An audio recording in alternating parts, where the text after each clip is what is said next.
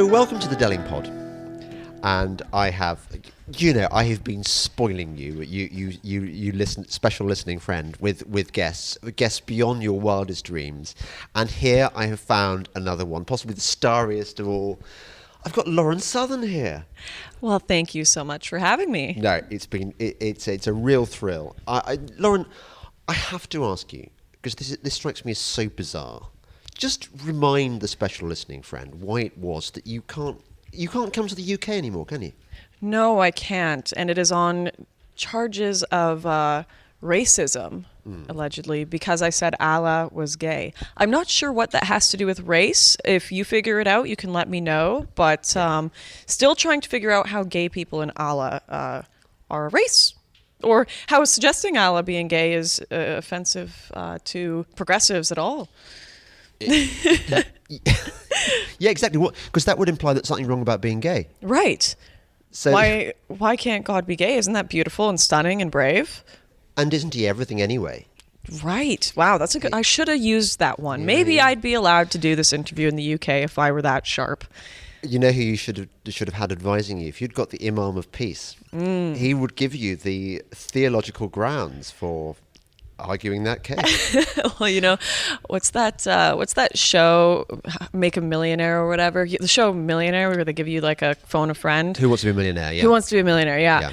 So I had one phone a friend, and it was only after like 2 hours, because when you're detained under Schedule 7, for your first hour, you're not allowed to talk to anyone. You're not allowed legal representation, and you don't actually have a right to remain silent, which makes it a very unique law in all of the world, actually.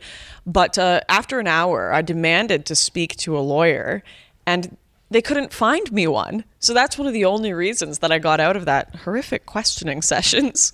They couldn't find you a lawyer because why? It was the funny time of day, or? Well, it was a funny time of day. It was like the middle of the night or first thing in the morning, like 6 a.m. or something, after they'd been questioning me all night. And we were on the French side of the UK because I was coming over the channel from Calais to Kent. So you were in France when this happened, but in a kind of British customs zone, as it were. Precisely, right. And they couldn't find a lawyer there to come represent me. I see. But just backtracking a moment, you are a Canadian citizen. Yes. Yes. And as far as I know. And hitherto, I mean, generally, when we British exclude foreigners from coming into our country, I mean, I would assume that anyone excluded from the UK would have done really bad shit, like they would be a terrorist or have terrorist affiliations. I would not expect them to turn back at the border a blonde Canadian girl who just participated in a kind of frivolous film stunt. Well, apparently questioning Allah's sexuality is an act of terrorism now, because they did pull me in under the Terrorism Act. So, yeah, it was Schedule 7 Terrorism Act. So I am. You are speaking to a terrorist face to face right now. Yeah. Ask all of the wildest questions you've ever wanted to ask a real terrorist. Have you ever puzzled over that, about where how high the orders came from, and how you even came upon these people's radar? I mean, when do customs officers have time to look at the internet and see what amusing shorts people have made? Now, before I get banned from any more countries, I do want to reiterate, I am not actually a terrorist. I do not support terrorism, da-da-da-da-da. But yes, I have asked this question many times, staring at the ceiling at night, wondering how in the world did this end up being my life? What I think was the reason they used Schedule 7 was they didn't have any legitimate reasons to pull me in and detain me for that long, but Schedule 7 can be used quite powerfully to detain you for a long time without any legal help, right? So they needed to come up with a reason to not allow me in the country. So they used Schedule 7 to make sure I could be stuck in one spot while they came up with a reason. Because when they gave me the form from the Home Office saying you're banned, it was like there were typos on it. Tons of people thought it was fake because of the typos. So it seemed like they just woke up in the morning. They're like, racism. Yeah, but that's the interesting question. So are we talking about rogue officers, rogue kind of low-down people in the system, or do you think we're talking Home Secretary level or higher. To do Schedule 7, I think you'd have to be pretty high to bring someone in under that. Right. That's just my assumption. I don't think, like, the officers were actually quite nice that did the questioning, just bizarre questions. But I don't think, like, they were just following orders as far as I'm concerned. Right. Just the timeline here. What year was this that you were banned? This would have been March 2018. Right. Okay. So, quite recent. The wound is still within the last year. Still raw, and never again will you see in the flesh the Houses of Parliament, Big Ben, Stonehenge. You know what? I want nothing to do with it. I want nothing to do with the United Kingdom. Yeah. I know you say, like, oh, we are the best people in the world, da da da. You might be great people, but your country it's doomed. I want nothing to do with it. No, I'd rather not be looking over my shoulder to see if there's a trolley about to run me over, or I would feel exactly. I would feel really, really pissed off, and I think what happened to you is outrageous. Let me run a theory past you. I think that there has been a pretty concerted effort by the deep state, if you like, or by the political establishment, to create a kind of moral equivalence between Islamic terrorism and this far right bugbear that they've got. They need they recognise that Islam is a growing threat, or Islamism is a growing threat in the UK, and therefore they have to create this parallel bugbear to show that they are not being racist or Islamophobic. And people like you are convenient for that narrative. Yeah, well, they really have to. I think there was a drill they did a little bit ago in the UK to practice how to respond to a terrorist incident. And in the fake drill, the terrorist yelled out, "Allahu Akbar." And it was massively controversial because they said, how dare you use someone yelling out Allahu Akbar in your training session? They never do that. Right, because they never do that. And it was massively offensive. So now there's this huge push to try and portray, oh, it could be anyone. You could never pick them out. Little old granny, 83 years old with her walking stick, could blow up at any second, right? Two of the interns here at the European Union, where we are right now, I was just talking to them about this, and they said they did a little quiz online, and it says you need to pick out the terrorists, and it's one of those police quizzes that they put on Facebook, and they say, do the quiz. So they've got all these pictures. It's like Guess Who board, and all of them, there's tons of Muslim men, Pakistani, whatever, and then there's like one white guy in the list, and his face is there, and it says, pick the terrorist. And of course, you pick someone who just looks Muslim or whatever, and it's like, wrong, it was the white guy. Was it? Yes. That's amazing. So they clearly should be arresting more white guys. Yes. If that's the case. I didn't know about this. I love we need to have like quotas for terrorists based on race and gender and everything. I don't know if you saw, there was a huge UN women's initiative where they published something saying it was like 10 or 20% of journalists who die in the field are women. And they were just like trying to point out like, oh, this is horrific. And everyone in the comments was very confused. They were saying, do we need more women to die? Like, is this supposed to be 50% women dying in the field? Like, are we missing that? It's 80% of men dying. Yeah. I am not going to rest until more women, until we've got 50%.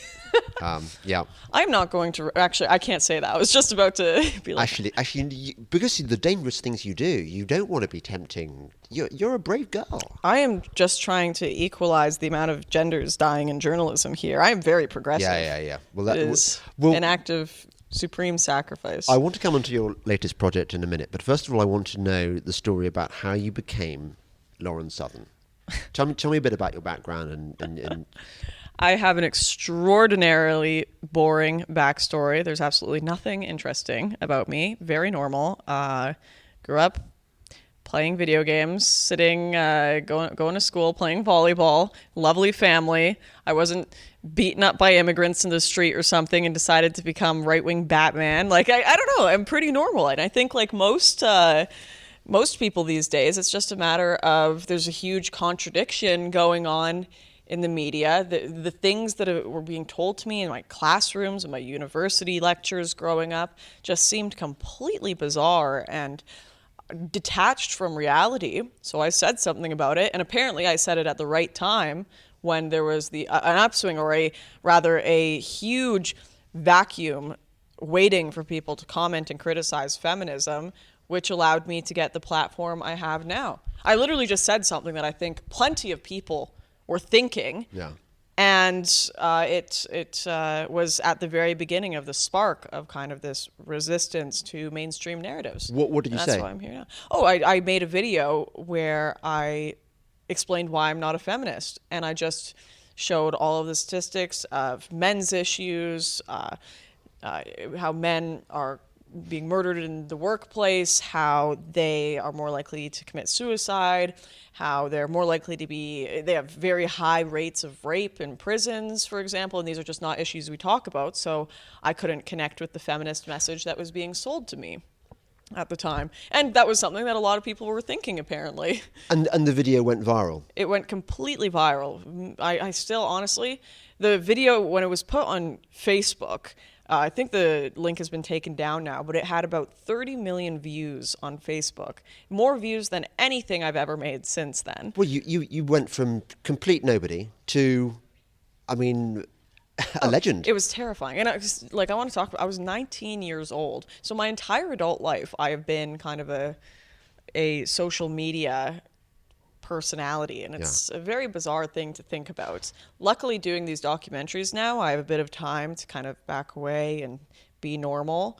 But it's been a whirlwind of 3-4 years of just hammering these stories and talking about these major issues. Was there a good bit before it all became too much, as I imagine it did? Was there a period where you just thought, "Yay, this is cool"? The Trump period, I think everyone had immense fun that was involved in this, and everyone watching it as well, because it was a massive cultural shift. It was a turning point. So you felt like you were surfing a really good wave. Yes. And that's always fun, isn't it? Yes. But now I think the right wing in general is kind of like a dog that was chasing cars and they've caught it. Now they don't really know what to do other than rip up the seats. So it's... Right. So I kind of was thinking, like, I've made all these videos, I've made all my points, many people have made their points. Now I guess the best way that I can contribute to this, because we all rode that wave, and that wave is kind of settled down now. The best way I can contribute is by doing long form, really well considered, really well thought out content in the documentary form, and it's been a very enlightening and humbling experience, rather than this sort of very invigorating and exciting 5-minute viral videos situation that I was in for years and years before that. Yeah. Well, we saw this morning, before this interview, some excerpts from you. You haven't edited your new movie yet. Tell us what it's called. It's called Borderless. Borderless. And can I just pick you up on one thing? You were talking about the dog chasing the car, and it's got to the car, it's ripping up the seats. Actually, can I remind you that you still have President Bieber in charge of your country?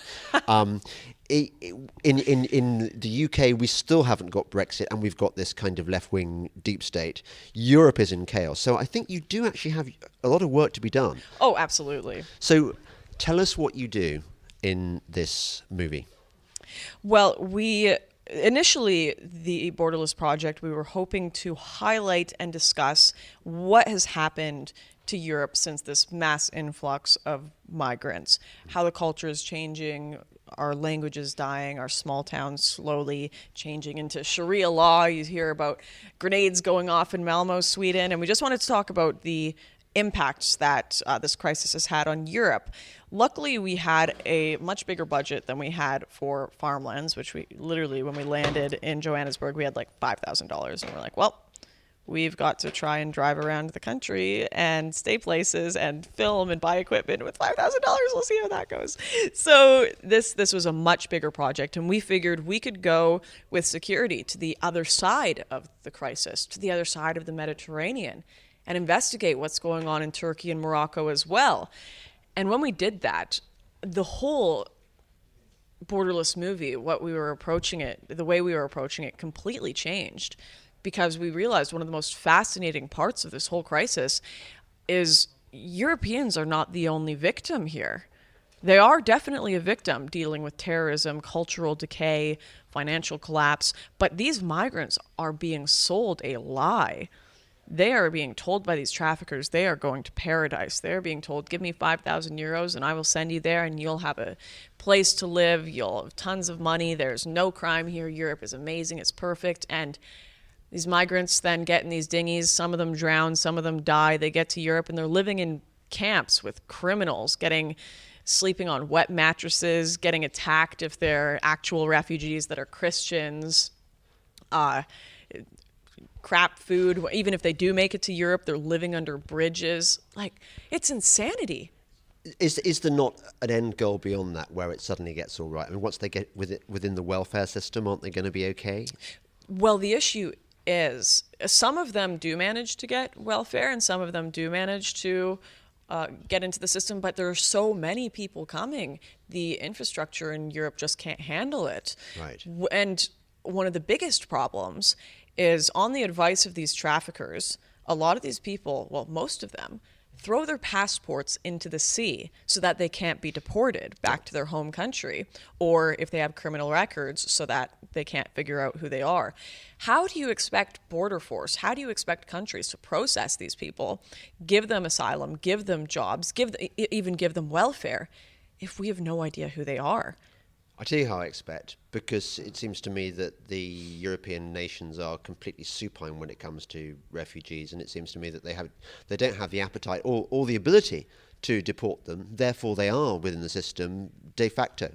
Well, at one point it may have been that way, but the gravy train is running out. Is that right? They'd love to. I mean, I'm sure these people that promised migrants the world would love to just keep giving them money, but I said this in my speech, our compassion may be endless, but our resources are not. There are literally not enough hotels in Paris to put these people up in. They've filled them up, so when new ones come, they have to kick them out after 8 months. So they're running around in these Afghan camps or these African camps, delirious on drugs, just in the streets of Paris in Porte de la Chapelle. Or they've moved all the way up to the complete most northern points of Europe, desperately just trying to find somewhere that can give them welfare. That's why they're moving all the way to Sweden, because they've just sucked Greece dry. They've sucked Italy dry. They've sucked France dry. Where do they go next? Spain seems to be unusually welcoming at the moment.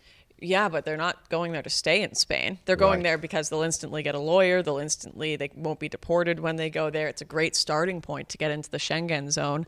But yeah, like, as much as I will not deny, Europeans are a huge victim in this. Just their culture, their towns, the money that should never be spent on people who are just false migrants pretending to be refugees coming in. Absolute waste. It should be spent on your own people, your own homeless, your own struggling.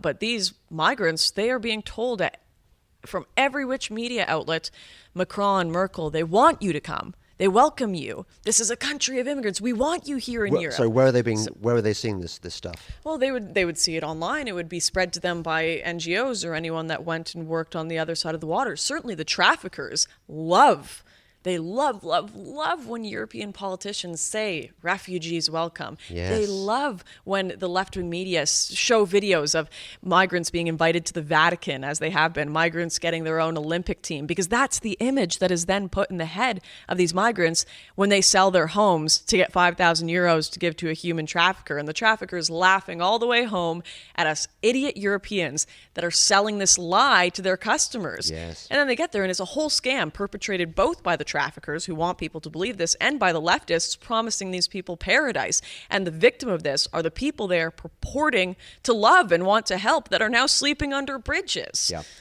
I think what I saw of your film, one of the good things about it is that you don't demonize the migrants. There's a lot of sympathy for migrants, and I think this is going to make your message more powerful, that the real villains of the piece are the people smugglers, and also the Soros-funded, presumably, NGOs, the left-wing NGOs, which are working to help these people, some of them who may be criminals. So tell me a bit about that, about what you found the NGOs doing. Right. So one of our biggest investigations, which we did publish on YouTube, was into a group called Advocates Abroad. They are a lawyer they offer legal advice to migrants, which it's supposed to be how it's advertised as legal advice for refugees, people who need to leave the Middle East, people who need to leave Africa because they are being they have the government that's after them. They're Christians being persecuted by Muslims, and then they help them find a place in Europe as refugees. Because to be a refugee, the bar is quite high, isn't it? You've got to have been in danger of persecution in your home country. Correct. There's nothing else you can do but flee for your life. Correct. Yeah. But what has ended up happening with this group, Advocates Abroad, is instead they are training migrants, economic migrants, how to pretend to be refugees. So they've gotten a list of the EASO, so Border Control's requirements for a refugee. They basically have points. They say, are they a Christian? Can they prove that they're a Christian by telling us what it means to be a Christian? Can they explain to us which part or which country they're in and which city they lived in, because these are cities where there's genuine persecution going on? Can they tell us this? So they've got a list of requirements. Advocates Abroad got that list, and they just give it straight to migrants and say, all right, we're going to do a session, basically role playing. We're going to pretend to be the migrants, you pretend to be the officers, and watch what we do. And they'll cry, they'll weep, they'll say, I'm a Christian who's being persecuted. And then they'll switch and they say, okay, now you pretend to do that. And then when you go in front of the officers, don't tell them you're Muslim, don't tell them that you're from this city, lie about all of it, and you'll get in. So they are literally hurting genuine refugees, because now these genuine refugees are going to be put in a list of, on the bottom of a long list of people who shouldn't be brought in as refugees in the first place. They could have to wait years to get into Europe because now they're processing all of these fake applications, or even the applications of people that would have been initially discovered to be terrorists or ISIS fighters that have now been taught how to get into Europe. Yeah, that's a bit frightening. Yeah, absolutely. And so, did you try and enter the mindset? You talk to these advocates. Yeah. And what are they like? Well, I personally was not the one that was undercover. It was one of my producers, George. I couldn't do it because they might recognize me. So we kind of split our team up, and I was in contact, texting and talking to my producer.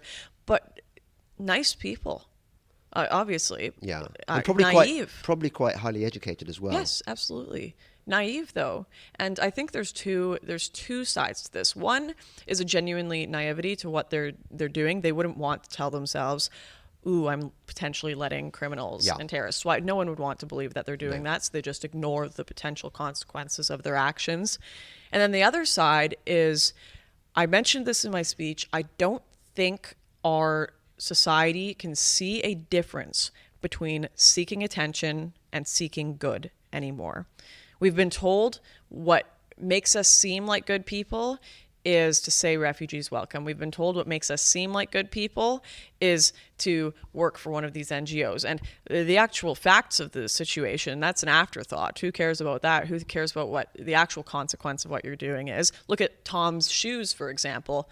They had a whole situation where if you bought a pair of shoes, they would then send a pair of shoes to Africa. They started doing that, and what they found was all of the local shoe shops were being shut down, and it was destroying local industry in Africa. It's like Bill Gates' mosquito nets for the whole of Africa. What he did was he killed the mosquito net trade for the local Precisely. people. Yeah. So so truth, fact, that's an afterthought. The actual consequences of our actions are an afterthought, because there's no difference between seeming good, seeking attention and wanting to be perceived as good, and actually doing good. Because sometimes actually doing good will make you look like a horrible person. Sometimes you'll be like, I don't know if you've seen the movie Shane, but like Shane the gunslinger. So he used to be like a cowboy and shoot all these people, and then he decided to settle down, and he moved to this little town, and he's like, I'm done with my days of behaving like that. And he sees all these criminals just absolutely destroying the town, wreaking havoc on the local people, and he says, screw it, goes, and he shoots them all and kills all the criminals, and then everyone says, look at the chaos you've caused in our town, how could you do this? So he leaves the town and walks off into the distance, and everyone hates him. He's seen as the bad guy, but it's like the unsung hero, right? So people don't want to be the unsung hero. They want the credit. They want to look like the good guy. They want to get the praise. So who cares what's actually good? I want to be the one that looks good. But it seems to be like a religion for the left, open borders. Yeah. It's unquestionable. It's sacrilege to question that it's a good thing. So that's problematic, I would say, to use a kind of Rolling Stone type of word. When you've got, I mean, look, you know, the people listening, the special friend listening to this podcast is going to be saying, "Go, Lauren," and agree with every point you make. But you've got these kids coming out of uni, and they all believe, as an act of faith, I mean, it's a part of their religion, that open borders are good, and people who oppose it are, you know, you're a Nazi, basically. So how do we counter that? Yeah, well, I also don't want to even put. It's everything is more gray than I initially perceived it after doing this documentary, and I'd say that as well for the college kids that come out and do this very silly stuff with groups like Advocates Abroad. It's like Pavlovian for them. If they say far left things, they get good grades. If they say things that could be deemed offensive, they'll get a bad grade. They'll get a talking to from their friends. They'll get kicked out of their groups. And suddenly they get this Pavlovian response where I have to be a leftist. That's the good thing to do. I want to be a good person. I want to be deemed as the best in society. So I'm going to behave this way. And they're almost scared to question that. Because they may lose friends, they may not be deemed the good guy anymore, and it's hard to blame people for behaving in that way. We're human. You're very sympathetic in the documentary too. There was the guy you met on the Moroccan border, who wanted to be a rapper, didn't he? Yes. That's why he agreed to appear in your video. Oh, that was one of the reasons, I reckon. But it's sweet, isn't it? I mean, he was nice. These are just ordinary guys who have a dream that somewhere over the rainbow is this amazing place where the land of milk and honey. I mean, it's atavistic, isn't it? We all believe that the grass is greener on the other side, and so they're coming from Africa. Do we know where they're all coming from? Is it sub-Saharan Africa? It's sub-Saharan Africa for the most part. There's a lot of people though, a lot of Gambians, Senegalese, Sudanese, a lot of them. We met a young boy, a Gambian, who his big plan was to play soccer for Chelsea. Right, yeah, that'll work. They believe this. They believe it because they are seeing the media and they are getting this narrative from the traffickers saying, yeah, you are going to have a perfect life in Europe. They literally think of it as paradise. Yeah. It is paradise on the other side of the water. And we all function based on hope. What keeps us going when you are in the worst situations in your life, what makes you wake up the next day and move forward is hope for a better tomorrow. So they almost need this idea of paradise. But once they get to Europe and that hope is crushed, that's a broken soul to have a dream like that crushed, to have paradise crushed when you've sold your house, you've left your family, you've sold all your worldly possessions and traveled, some of these people, for years to get to Europe. And then you get there and you're living under a bridge. And then they keep hoping. So that's why they keep moving as well. They keep moving from country to country. Maybe if I just get from Italy to France, maybe if I just get from France to the UK, to Sweden, that's why I'm going to go to Calais, because they have to keep believing in that hope. It's like chasing bad money. Otherwise you're going to have a lot of crushed souls. We all operate that way. We all operate on hope. I don't doubt I might not act any differently if I were one of them, born in one of their countries, being told the same lies that they were told. Absolutely. And I think, isn't it very important for us on the right to show that we are not evil bastards who don't care about people, just to show the consequences of this kind of lazy thinking. Mm-hmm. Tell me about, you were filming, were you not, in the Moroccan mountains where those two Scandinavian girls got decapitated by ISIS? We weren't in the exact mountain range that they were, but we were in a dangerous area of the Moroccan mountains for sure. And you're blonde, you're good looking, you're a target. Got to be. Yeah. I mean, were you not scared? I remember when I crossed, it was so hot. It was so hot when we went to Morocco, and I was crossing the border, and it's quite a crazy border from the Spanish enclaves to actual Morocco, because there's so many people trying to hide on the hide on the buses to get in under the border. There's so many people being arrested and just being dragged, like proper dragged and kicked by cops all over. It's an insane border. I've never seen anything like it. In fact, when they brought me into the border for questioning to be like, are you a journalist? Are you a journalist? As they handed me my passport, one of the border guards to my left was smashing a guy's face into the bars. I was like, right. Oh my gosh. And what did you say? You presumably said you weren't a journalist. I mean, I was just like, nope, no one thinks I'm a journalist. Like, Good. the mainstream media would say I'm just a crazy activist. Good. Yeah, that's what you want them to think. Anyways, because they've seen activists before, so they know.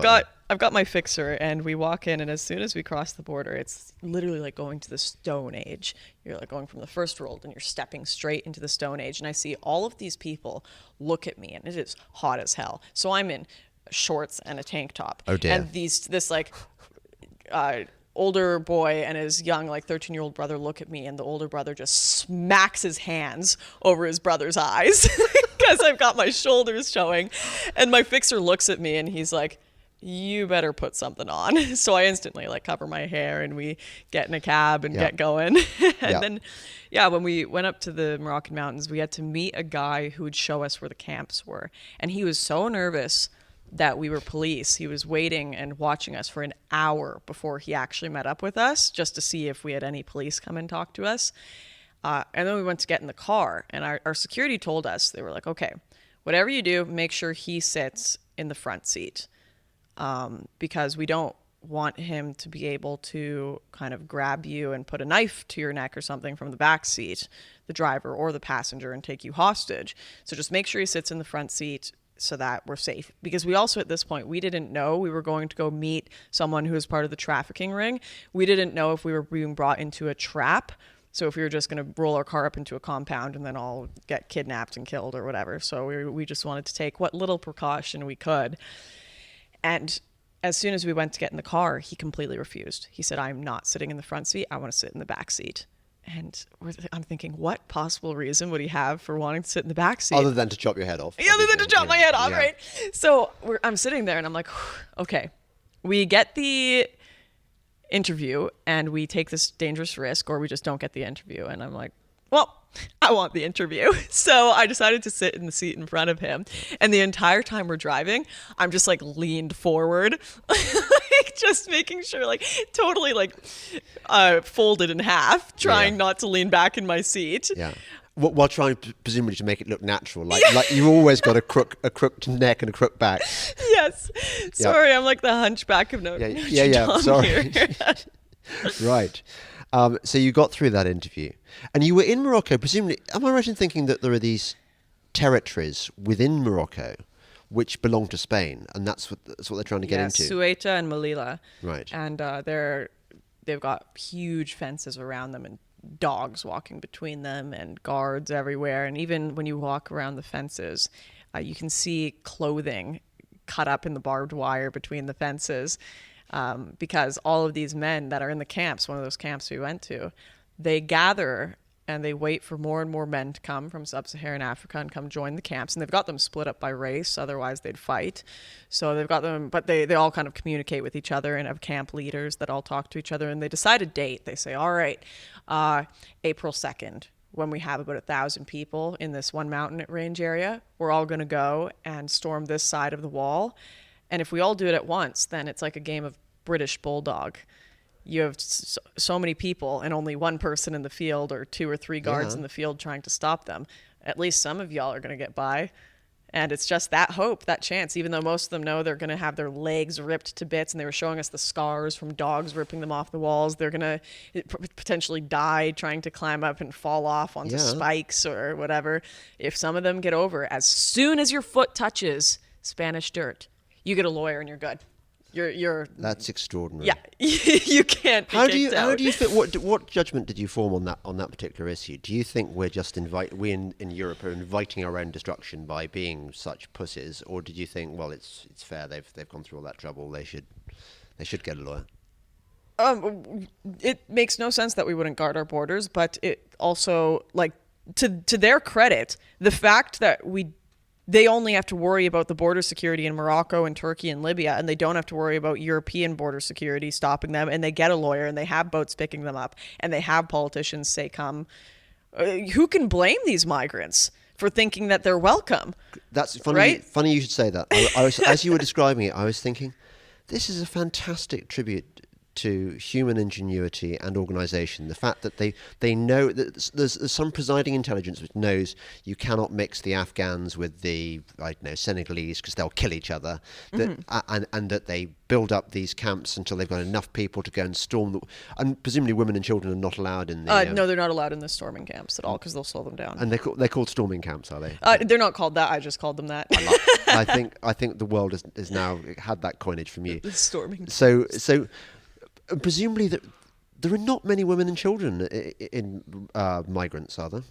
What are they? Where are they? What are they left behind?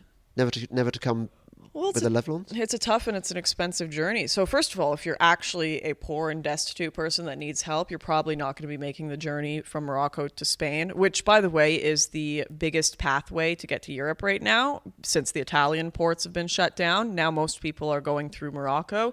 If you can't really afford that if you're actually destitute. So it's people that would actually have like a home and a job within sub-Saharan Africa that are making the trip. But it is a difficult trip. So as a woman or a child, you're definitely going to be in a very small minority in these groups. And you'd only be in the boat camps. You would not be in these storming camps. So this is another point. I don't know whether you have time to address this in your film, but these are the kind of the cleverer people, the wealthier people from these countries leaving their country behind. The country needs these people. I mean, Oh yeah, absolutely. So it's a tragedy for the countries that are being abandoned, as well as for the Europeans who are having to live with this unskilled labour, criminals and stuff. Well, I was speaking with the MEP Janice Atkinson, who invited me to the European Union, and yes. She was saying, I've just had a complete mind blank. Oh, I get those all the time. Because I've got Lyme disease, which occasionally in 3-week cycles, these bugs eat your brain, and I sometimes have I have sometimes complete brain fog. It's a nightmare. So it doesn't matter at all. Janice Atkinson. I'll chat away while you're waiting to remember what your thought was. No, just give me the last sentence you were saying. This is bizarre. Janice invited me over as well, which is she's doing a fantastic job. We were talking about the loss to the countries of the migrants, and yes, that's exactly. I don't know where my brain went there for a minute to space, but yes, Janice Atkinson, the MEP who most kindly invited me here to the European Union, she was saying when she went to Calais and was speaking to these migrants, she was asking what their careers and jobs were, and some of them were saying, "I was a teacher back in my home country. I taught chemistry or physics." That is so sad. And it's like, yeah, we don't. She told them, we don't need you in Europe. They need you in your home country. We need teachers in Africa. We need people that are going to prop the country up. The brain drain is one of the most tragic things that has happened to third world countries. It's been absolutely horrific for them. It's heartbreaking. And now his name slipped my mind. An Oxford professor who is ahead of thinking on this issue. The British policy towards refugees and towards migrants is actually, particularly from places like Syria, is not to say, come on in, wir schaffen das, like Angela Merkel does, but to keep them in countries near to their country of origin, like Jordan, and hold them in camps where they can wait till the civil war ends and they can return to their... Precisely. It isn't one of the great tragedies of the European Union and Europe generally that we have this situation where young Italians and young Spanish and young Greeks, there's no work for them, so they have to move to find work. That the European Union has created that problem, and in the same way, we've now got these young Africans and people from the Middle East who can't have a future in their own country because they're being lured by these chimeras, or lured by this fantasy that they have about the paradise that awaits them. Yeah. And it's all wrong. So what should we be doing more of, do you think, to stop this bad shit happening? Well, we need to stop encouraging it. I think someone who's saved just thousands and thousands of lives is Matteo Salvini. I know that sounds shocking and horrific to leftists, but he has saved so many people by just saying, you know what? No, we are not going to allow human trafficking over into Italy. We are not going to allow people who come here legally. You can apply legally to come here, but do not take these dinghies over here, drown in the ocean, and come to a country that can't accept you and you don't have ID, that is overwhelmed already. And part of that as well is not just an act for the preservation of his own country, but it's telling them the truth.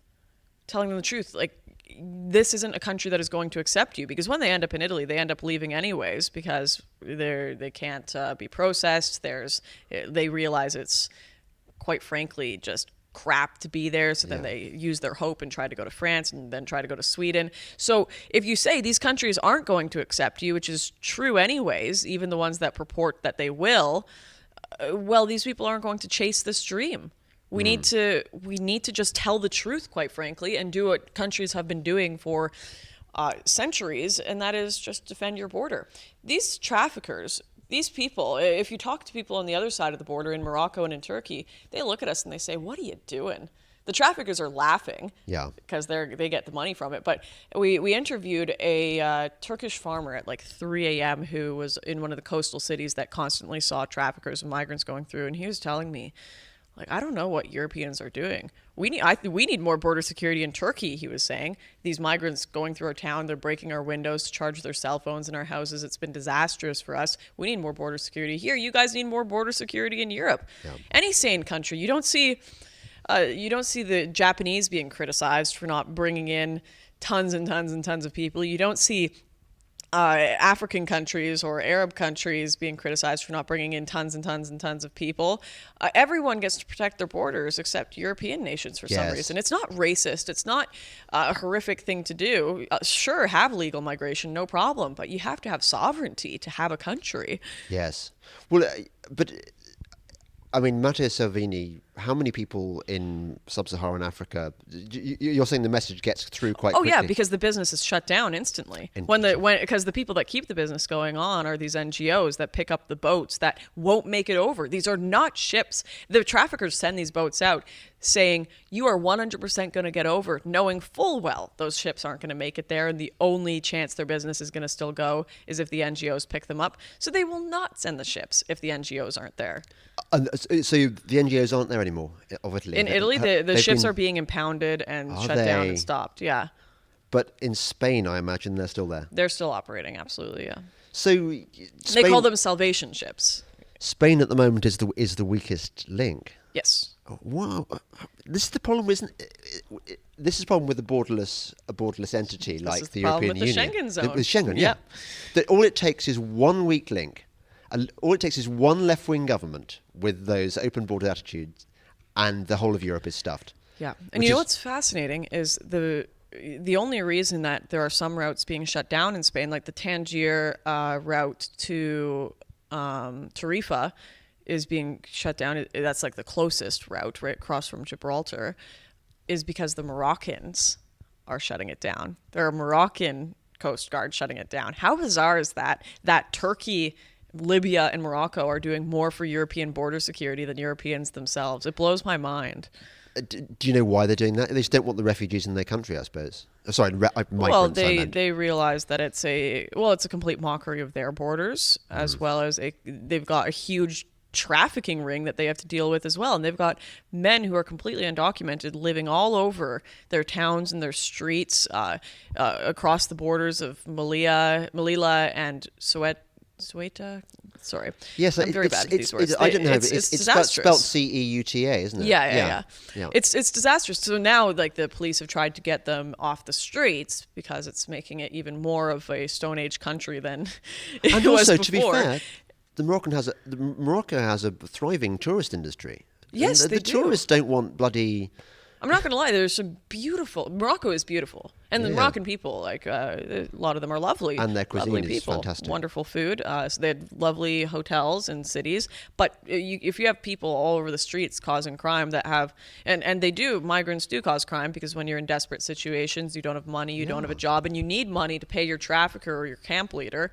Well, sometimes crime is going to be your only option. So it's causing chaos in Morocco and for the Moroccan people and the Moroccan government. And if they can manage to shut down the trafficking rings, then they've got a lot less problems as well. But the Europeans aren't helping them at all. They're doing no help whatsoever by having these boats go out and allowing them to just step foot in the country and not be deported. How, if they've thrown away their passports, where do you deport them to? That's why they throw them away. Yeah. I mean, so how do you solve that problem? Can you even solve that problem? Well, you can do as you can tell them and be quite explicit. If you don't have a passport, we can't process you, because that is the truth. You can't be processed. You can't be offered a spot in this country. You're going to be living on the streets. You're not going to be able to get a job. Like, I seem to recall that was the Australia's policy. So Australia, they stopped the boats. They stopped the incentive to come over. And they said, if you land in Australia, we can't offer you anything because you have no identification, this and that. And the boats have stopped. Zero. Didn't they get deported to somewhere like Nauru or something? Is that They had like islands for them, like Christmas Island and stuff. Yeah. Yeah. Just going back a bit, your first big film venture was going to South Africa and reporting on the white genocide, the murder of white farmers. How did that make a difference? I think that our film Farmlands has had a massive impact. I mean, it's more of a warning of what I think unfortunately is inevitable to come in South Africa. But if at least someone has to keep the history books, that's what a journalist is supposed to be. They're supposed to keep a journal of the things that happen in a time so that in the future we can look back and see what occurred. And the mainstream media were not keeping any such journal of what was going on in South Africa, so we hoped to do that. And it's got over 2 million views, with the accompanying miniseries over 6 million. Trump tweeted about it. I was on huge shows like Michael Savage, one of the top radio shows in America, discussed the documentary. Of course, you had Tucker Carlson talking about it. I don't know if we directly impacted that, but I think we certainly helped bring this into the news cycle and at least warn people. Like, there are governments, I know people don't want to admit it, but there are governments that are biased against white people. And maybe this hyper Marxism of always trying to, we have to have this many of this race and this gender in our workforce, which they did in South Africa. They said, if you've only got 10% white population in your city, you can only have 10% white workers. So they ended up laying off all of these excellent engineers and excellent employees. And now they've got massive crisis in their energy industry. They've got like a huge water crisis. It's just caused complete chaos in the country, and now to the point where they have built up so much hatred and resentment against white people that it's gotten to murder, complete and utter, just horrific murders. I liked that brief potted history of the development of anti-white prejudice in South Africa, because I'm old enough to remember. I mean, you're a mere child of, how old are you? I'm 23. I'm old enough to remember a time when people would say, the thing you've got to understand is that South Africa is never going to go the way of Zimbabwe. There are these various structures there. There's so much investment there. It has a thriving economy, and they have a sensible relationship between they're not so stupid as to get rid of the people who would keep businesses going. Farmers are the farms you visited. I mean, no black people are even interested in farming in these areas, are they? Well, I mean, a lot of the workers on these farms would be, they're ecstatic to have their jobs. They're happy that they're working on these farms. And you're absolutely right in saying that when they confiscate these farms and go to find someone to work there, it's usually done with a corrupt government. It's just nepotism. So they end up handing off these farms to people who have no idea what they're doing. Yeah. And in fact, in a lot of the black tribal homelands, which is an area of South Africa that white people literally can't live in or buy, it's just for black people. some of the farms there, they're so poorly farmed that they've destroyed the land forever. If you have animals that are overfeeding in areas, or you're planting too much without doing proper crop rotation and allowing the ground to get fertilized again, what happens is these massive rivets are caused. It looks like a giant canyon almost, and the earth just cracks and gets so dried up and it just collapses in itself, and it will literally take tens of thousands of years to go back to normal. So by allowing people who don't know how to farm to take over these farms, by just you're getting rid of farms that are feeding millions and millions, literally Yes. millions and millions of people, black and white. Starvation doesn't care about your skin color, are going to potentially die because of this. That's so sad. That's so sad. It's tragic. Yeah, it is. Because I've traveled a lot in Africa, and I know how important it is. You know, they used to call Nairobi half London, and then you got to South Africa, and it's the closest thing to Europe in Africa, in a continent which is otherwise pretty messed up. And if you've got that sort of Europe in the south of Africa turning into just another African failed state, it ain't going to be good. And there are people there that realize this, that aren't just the victims yet. So like there are people that realize. I was speaking to a woman from Zimbabwe that came over, and she was telling me, if we continue with this expropriation bill, I don't know where I'm going to go. I moved here from Zimbabwe because my family became poor and destitute after they kicked all the farmers out. And now I've come to South Africa to find more prosperity, and now they're doing the same thing here, and I don't know what I'm going to do. I don't know where I'm going to flee to next. And there are a few black politicians that are within the government right now that are saying, what are you guys? Are you mad? Are you guys completely insane? Can you not see what happened in Zimbabwe? And unfortunately, they seem to be lone voices in a sea of people that are far more concerned with the outrage culture within South Africa that just says, get out, whitey. Well, tell me, can you go back to South Africa now? I wouldn't. You'd be persona non grata, and probably you might be under threat. Yeah, I wouldn't go back. This is what I mean. I'm trying to take a little more of a long considered approach to things so that I don't have so many giant red X's on my world map. But even my long considered approach to South Africa may have added another X to that. Well, it sounds like, but Kaylin was telling me that you are sort of trying to find a softer path, which is going to reach out to more people, which I applaud. But how do you do that without diluting your message? Well, I found it's interesting with Borderless. I didn't have to dilute the message because the message was more gray than I thought it was before.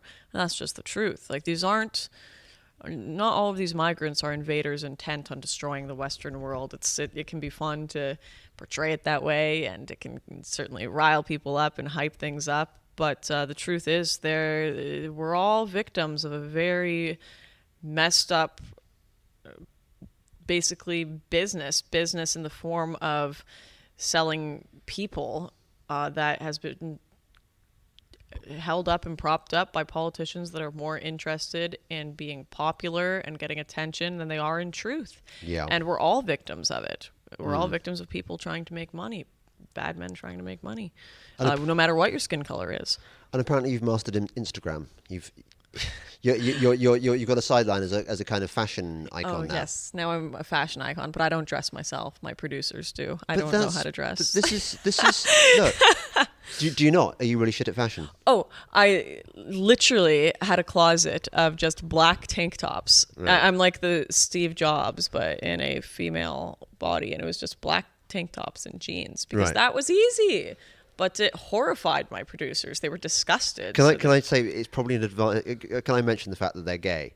Is that allowed? Yes. Because I think it helps having gay guys sorting out your wardrobe. Well, you know what? It was like one of those scenes from a chick flick where like the montage music starts and we all walk into a store and they're throwing clothes over the dressing room, and I pop out and they're all like, oh, I can't believe she was hiding this all this time. What's it called? So queer eye for the straight chick. And your outfit today, for example, is that your own No, devising? the boys or is that chose the this boys chose in it's, Paris. It's very good. Thank you. What are those trousers called? If I looked at these trousers, they're very high fashion. If I looked at them, I would think that makes me look like Oliver Twist. I am not going to buy that. I'll wear a black tank top and jeans, but they made me try it on, and it actually looks because quite cute. they're sort of cropped at the bottom, aren't they? So they're cropped at the bottom. We see a bit of bare leg, which is probably a good thing. A bit of ankle. That's pretty unacceptable within some countries, but yes, you don't want to go. Oh my God! You don't want to go back to Morocco with dressed like ankle showing. No, but this is good. You've got to. I mean, look, PewDiePie. PewDiePie manages to get. I mean, God, he would be. Even though it's nice having Lauren Southern on the interview, it would be good to get PewDiePie, wouldn't it? That he manages to get down with the kids and sort of down with the kids and get sort of is that a now discredited phrase? Excellent. Hello, fellow kids. That he reaches out to people and he shows that there is another way other than being an SJW, that you can be likable and funny and you don't need to be woke, and that is clearly the path for you as well. I hope so. Yeah, I try. I'm a bit of a socially awkward person. Oh, are you? But yes, I'm just pretending. This is all an act that I can actually public speak and do all these things. I mean, I believe what I say, but no. You're an act. I'm super awkward when I'm in normal conversation. Oh, are you? I didn't. See, I can't dress myself. I'm super awkward. I'm honestly public speaking terrifies me. I mean, do you think maybe you're on the spectrum even, or do you have? Kaylin is like laughing. Do you think you have male qualities that? I'm you know what, we'll just say I'm on the excellent spectrum. Right. But okay, and finally, are your parents happy with what's happened to you, with where you've gone? Do they want you to get a proper job? Sorry, this is all. No, they are very supportive of what I do, but I think it certainly stresses them out a bit when they get calls in the middle of the night from like me saying, "Hey, mom and dad, I might be going to jail for 3 months in Turkey. Just letting you know, they're about to take my phone. Love you. Bye." Yes, because they're of the generation that will have seen Midnight Express. Correct.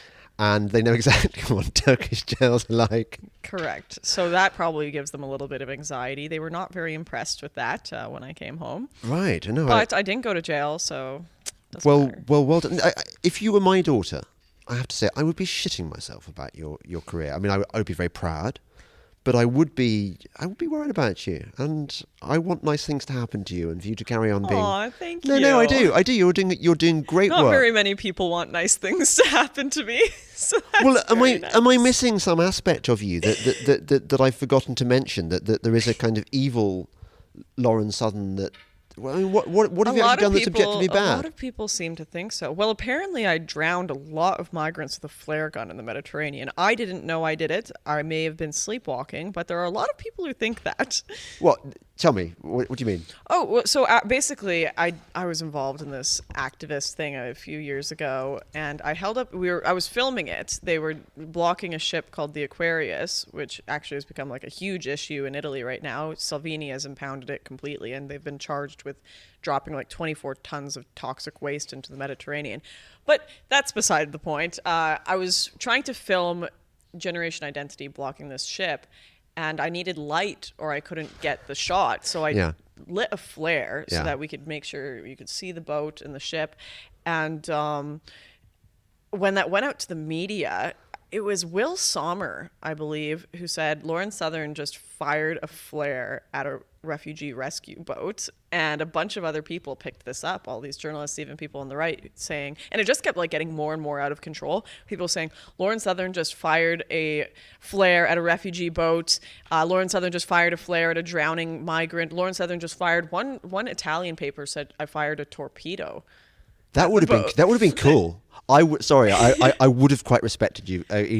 Quite evil, but it's cool evil. But you didn't fire. It was literally a handheld flare. Like, it didn't leave my hand. It didn't go anywhere. But they claimed that I was literally like firing flare guns to set this ship on fire and kill immigrants in it. There were no immigrants in the boat, 0. Right. It was a handheld flare, but it just kind of got out of control. And I still, to this day, get tweets constantly at me from people saying, weren't you the girl that shot a flare gun at a bunch of immigrants? Like, it's bizarre. Can you just clear something up for me? Who is Will Summer? He writes for some DC news. I mean, presumably he's one of just a left-wing, SJW. one of those verified journalists. Yeah. Oh, yeah, verified. That tells He me. writes for The Hill. That tells me all I need to know. And are you off? You've been driven off social media of most kinds, I imagine. Surprisingly, no. I've been driven off Patreon and Stripe, and I've been banned and definitely had timeouts on Facebook and Twitter, but I somehow have not been completely driven off, so that's nice. What was Patreon's excuse for driving you off? They said that I was killing immigrants, They too. didn't. They Come on. believed- Actually, that's fair enough. If you have been killing... I think maybe you should fess up now. If you have been killing it, it's not a laughing matter. Hello? Yeah, okay, I think this could be the end of your career. When asked whether she'd killed immigrants, she laughed and laughed and laughed. And isn't it ironic, as you Canadians would say, isn't it ironic that the person who exposed your full evil was a journalist who writes for Breitbart? I mean, that's awful? I'm glad that you got the exclusive. Yeah. So but actually, can I tell you something? Not that you don't know this already, but the SJWs are increasingly unhinged, and they have the most extraordinary capacity to home in on any non-story, any facet of your character. I mean, for example, were you to go into the elevator, or lift as I would call it, in the European Parliament now, and break wind, probably a story would emerge that you'd poisoned an elevator full of people trying to make. The other day, get this, I wrote a piece, a really bread and butter piece about the World Trade Organization. So get this. So in my piece, I thought, what is the World Trade Organization? So I went to the WTO website, and I just kind of copied out what it said. I mean, I may have changed the odd word. Whether I did or didn't doesn't really matter. I don't care, because it's the World Trade Organization website, and it's there to help you discover what the fuck the World Trade Organization does. And somebody on the internet said, I think he just plagiarized that paragraph. And I'm thinking, what? And then somebody else said, yeah, I think he did.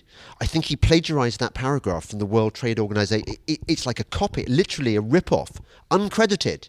He didn't put it in inverted commas. He didn't put it in quote marks. He just quoted it, unattributed.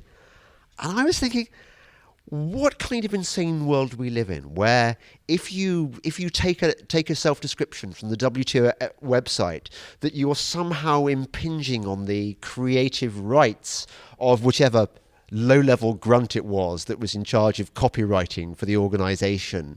And I can see this one escalating, and a bit like Lauren Southern kills the refugees with her flare gun. Yes. It's going to be James Delingpole is even worse than Johan Hari or any plagiarist ever. He is the king of journalistic plagiarists because he didn't attribute the self-description from the WTO. That's how the left rolls. It snowballs, and to the point where it just becomes laughable, and you can't control it. You just have to accept it. So if people ask me about it, I just will totally joke. I'll be like, "Oh yes, all of those immigrants I killed this morning, all of them."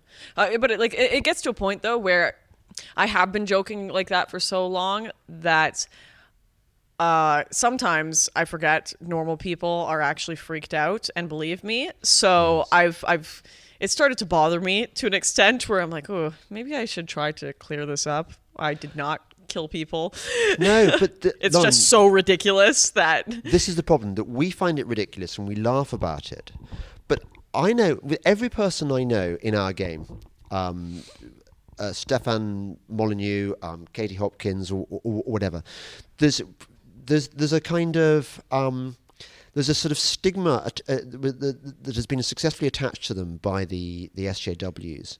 And even people who might be open to our side of the argument, they have at the back of their mind, well, hang on a second, Patreon wouldn't have got rid of Lauren Southern without, if you hadn't done something pretty bad. That's Yeah. that's the problem. Yeah. We have been anathematized. I can't remember what my bad thing is. I'm sure I've done some bad things but I'm just saying, I understand what you're going through, sister. We're all in the same boat. Thanks, sis. I appreciate it. Thank you for being on the Delingpod. This has been very lovely. Thank you for Good. having me. All right. Yeah. Bye, everybody.